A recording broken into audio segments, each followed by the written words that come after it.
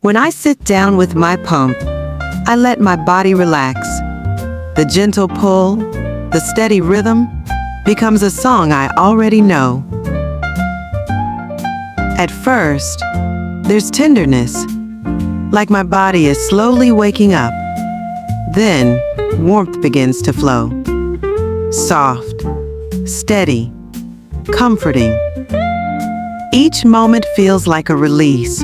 The sound, the motion, it becomes a rhythm of calm. Pull, release. Pull, release. Like breathing in harmony. Each drop feels like a quiet gift. There is vulnerability here, but there is also pride, a reminder of my strength, a rhythm of giving over and over again. Nurturing, steady, beautiful.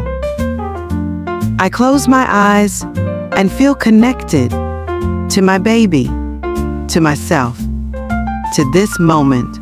It's more than pumping. It's care. It's love. It's me.